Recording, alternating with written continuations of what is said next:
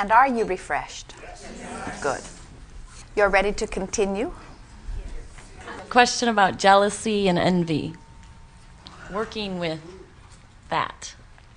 Well, what a feeling of jealousy So that, to me, jealousy does not feel good. So, but what is it? Let's talk about what it is. When you have that feeling of jealousy, it is because something has happened to activate your desire in a moment that you don't believe your desire can be fulfilled. In other words, you're driving down the street, your car is making funny noises and not dependable, and you look over and you see someone driving the exact car that you've been yearning for.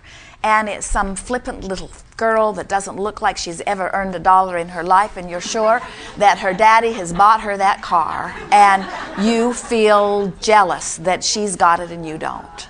And we say all that's happened is that she has introduced within you in this moment awareness of your own desire. So your own desire got activated in the moment of disallowing it. That's what jealousy is. Yeah. Because when your desire is activated and you're not doubting it, then you're not jealous. You're happy for anybody that's achieving because you know you're achieving. So what the feeling of jealousy is, it is an amplification of your sense of not being able to achieve something that you want to achieve. The good side of jealousy is it makes you aware that there's a raw and ragged active desire out there that you're nowhere near vibrationally right now. That's one way of looking at it. It means I want something that I'm not letting myself have. And the person that is having it is reminding me of two things: how much I want it and how much I don't have it. So it's just a sort of exaggeration of where my vibration is. It's an amplification of the vibrational variance between where my habits of thoughts are and where I really want to be.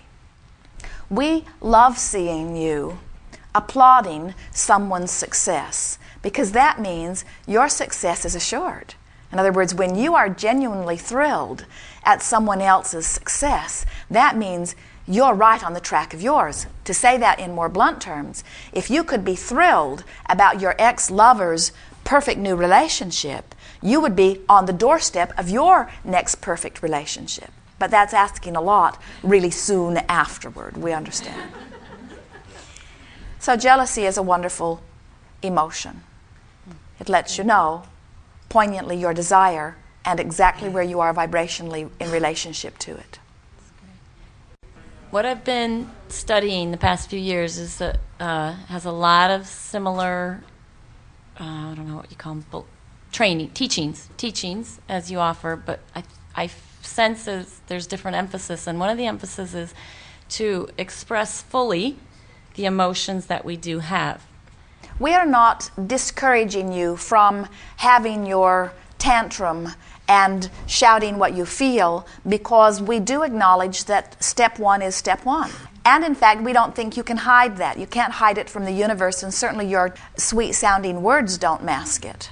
And so we really believe that that's an inevitable part of the contrasting experience. You're just going to have your reaction, your knee-jerk reaction, and how you feel is going to be how you feel. We just wouldn't spend an inordinate amount of time tantruming. We would get on to step 3 as quickly as we can, understanding that once you've launched your rocket, that it's been asked and answered. And the quicker that you can get into the receiving mode, the better off you are. It's sort of like Jerry and Esther, they have a new monster bus now, and it has a satellite system in it like the other one did. But this satellite system requires less of them. In other words, they just turn it on, and it searches the sky until it locks onto a satellite. And the only thing that keeps it from locking on is if there's a tree in the way, or a building in the way, or too much weather in the way. And Esther knows that the signal is being beamed. The question is not, is DirecTV beaming the signal? It is. The question is her satellite in the position of receiving it? And if her satellite is behind a building or behind a tree, she's not in the receiving mode. And it does not matter how well that signal is being offered. It doesn't matter how perfectly it is being beamed. She's got to get her receiver in the receiving mode, and so do you. And you're never in the receiving mode when you feel bad, ever. So I hear you saying, yeah, do it and move on. It's like one of the things that is said in our teachings is kind of embrace the pain. Would you say then that's like opposite of what you teach? Well, we would say embracing the pain is a less resistant stance than pushing against the pain. Okay. Because if you're fighting against it, you're sort of fueling it and keeping it alive, where if you just sort of relax into it, it is a softer view. And relaxing into the pain or accepting the pain might be the path of least resistance, as long as you understand that next you're going to be reaching for something that feels good. In other words, a permanent acknowledgement of pain is not going to bring you joy. But there is less attachment to pain that you are not fighting than there is to pain that you are fighting. Yeah, people seem to move through it that way. But so does that work the same or different with like addictions? So if I'm seeking that which makes me feel good. Well, you have to get to the heart of the addiction, and this is where this reaching for the path of least resistance is valuable, as you understand that it's an ongoing process. Because most people who are truly involved in what you would call addictive behavior, whether it is drugs or alcohol, or there are actually many other things, in almost every case, they have participated in the drug because they were wanting something that distracted them from the pain. And so they have not yet dealt with what is at the heart of that. In other words, in every case, they're reaching for something that feels better. And we do not find issue with someone utilizing a drug in that way, because we know that ultimately what they are reaching for is to feel better. But if they're not consciously aware that they are wanting to feel better, and they are not actively involved in reaching for thoughts and therefore vibrational countenance that makes them feel better, the drug really is a long-term poor choice, because all it does in the long run, and in the short run too, is dull their sensitivity to where they actually are vibrating. So nothing changes in their actual point of attraction, you see. Mm-hmm. That's why we say so often to people that are part of these 12-step programs is that while sometimes they say, well, they're making me admit my wrongdoing, they're wanting me to acknowledge that I'm an inappropriate person. And we say, well, part of that may be relaxing into the pain, but long term that is not going to serve you. And yet we know that it is that very feeling that you are inappropriate that got you there to begin with. In other words, you would not be there if you were feeling whole and well, you see. And so an exaggeration of the very thing that has led you there to begin with sometimes is only of value because it is the catalyst that makes you once and for all make a stronger decision. And we think that that's what they're often reaching for. They're wanting to prod you into a decision, because we know, as we watch you, and we watch all of you, that nothing is more powerful than to make a decision. And so sometimes something like somebody treating you wrong causes you to make a decision. Sometimes you just get pushed and pushed and pushed and pushed until finally you make a decision that you couldn't have made before you were pushed. Mm-hmm. And there is power in that decision if you are able to turn your attention toward the decision that you've made, rather than standing and pushing back at what has caused you to make the decision. The whole creative process is dependent upon how quickly you turn your attention to the decision and how quickly you achieve vibrational harmony with the new decision, you see.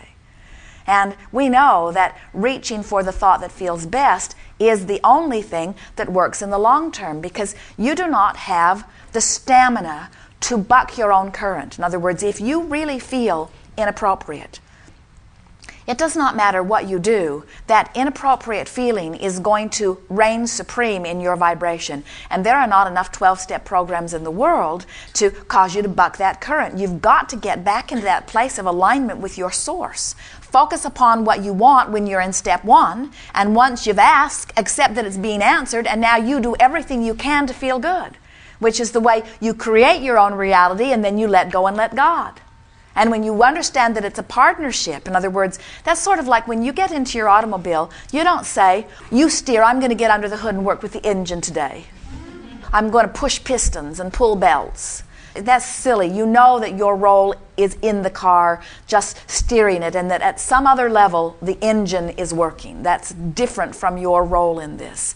And the same thing is true of the law of attraction, the manager, the sorter of all things. You are the definer of the desire. Source comes in response to your magnificently focused desire, and you have to stay out of the way of what you've set into motion. Or work in concert with the energy through your rampages of appreciation. Do not misunderstand. We're not wanting you to just limply say, oh yes, I would like this, and I will never think about it again. Wake me up when it's manifested. Because that is not satisfying for a deliberate creator. We know that you like to be in there where the contrast makes you say, no, not that, I want that. And I want it because, and it would feel good because, and when I think about it, I feel good for all of these reasons. And, oh, I'm thinking over here, which is more natural for now, but I'm really wanting to think over here. And my work is to think more this thought that feels good than this thought, which seems to be more natural. And, oh, I'm getting better at better, and this idea is starting to breathe more life into me. And, oh, I'm beginning to see movement. I'm beginning to have manifestations. I'm beginning to smell it, feel it, sense that it's getting closer. I'm feeling more energy about it, and I'm amending the desire. I'm adding to it now, and I can feel that it's coming. I'm alive, and I'm involved, and I've got my hands in the clay, and isn't this fun? And as things manifest under those conditions, you feel actively involved in the creation of your life as you are a co-creator or a co-partner with source energy, you see. You are the extension of source, living your life in the emphatic, deliberate, specific way that only you can, you see. We don't blame you. We don't think that it would feel good at all to say, oh, I'll let go and let God, the wise one, the all-knowing one, the one that gets to choose everything. You don't want to let go and let God. You want to be the definer. But on the other hand, you don't want to work yourself to death when there's all of this power that creates worlds, you see. And so that's why people come up with these terms like going with the flow or getting in the zone. Anybody who has experienced anything deliberately for very long has had those moments of empowerment where they know what it's like to be in the zone. Athletes will tell you about being in the zone. They'll tell you about the focus, and they'll tell you about the physical power and clarity and stamina that flows through them, and that feeling of broader point of view, and that feeling of being outside of their body, that feeling of empowerment that is so intoxicating that while they don't feel it maybe 1% of the time, they're always reaching for it because they felt the feeling of that empowerment. The artist will tell you about it, how she cannot stand before any canvas and just make it happen anytime. But when she's in that flow, how it comes effortlessly and how what comes is magnificent. The songwriter will tell you, the musician will tell you, and of anyone, which is all of you, who have ever had a moment of being in the flow, you understand the power of being in the flow. Yes. Good. Thank you. Yes, indeed.